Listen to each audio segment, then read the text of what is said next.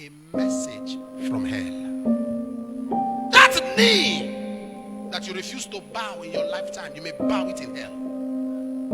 That God you refuse to acknowledge as Father in lifetime, you may call him Father in hell. But by then, he will not need a son. Hell is saying to everyone hearing the sound of my voice, hell is saying, please don't come here.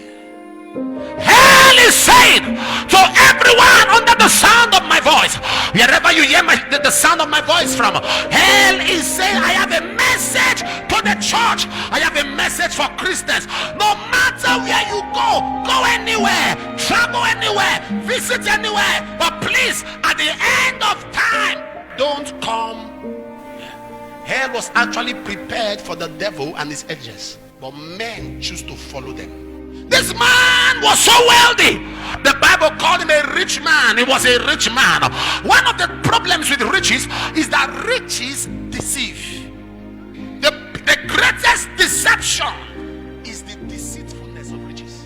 In Matthew chapter 13 verse 22, he said the deceitfulness of riches. In Proverbs 27:24, the Bible says clearly that riches are not forever. In Proverbs 11:28, the Bible says, he that trusted in riches shall fail. God has blessed you and arrogance has set in. In Psalm chapter 30 verse 6, David said, I have said, in my prosperity I shall never be moved. In Proverbs chapter 1 verse 32, he said, only fools, their prosperity destroy them. In Jeremiah 17:11, he said, as partridge seated on eggs and hatcheth it not, so is he that get riches but not by right. He shall leave them at the midst of his years, and at the end he shall be a fool. In Proverbs 20:21, he said, an inheritance may be gotten hastily at the beginning, but the end of it shall not be blessed. He was speaking in 1 Timothy 6:17. He said, charge them that are rich in this world that they be not high-minded, but they should know that only God, we should trust in the riches that God can give. In Jeremiah chapter 9 verse 23, he said, let not the wise man glory in his wisdom, let not the mighty man glory in his might, let not the rich man glory in his riches, but if any man must glory, let him glory in the fact that he knows and fears me. Proverbs 23 verse 5 says, when you trust in riches, they carry wings and they fly. There is so much deceit. Listen to me, you must be very careful. Anytime you want to pamper your flesh, anytime you are there to warm your flesh and give yourself pleasure, you are on your way to denying Christ. Peter never denied Christ until he stood close to the fire to give his flesh warmth. When he stood close to the fire in the cold of the day to give his flesh warmth, he denied Christ. You can't pursue this world and pursue the Lord. There is a message from hell.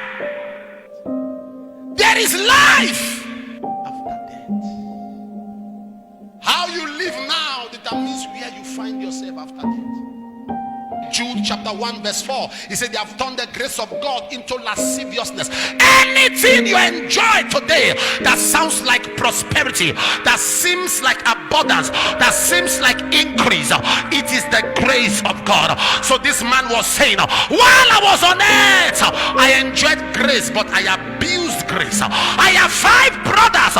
I have brothers like me who are rich, who are enjoying the grace of God, who are enjoying the wealth of God. I need Lazarus to go and warn them that they don't get carried away by reason of the grace of God. Are you rich? It is the grace of God. Are you educated? It's the grace of God. Are you talented? It's the grace of God. Are you known in the world of politics?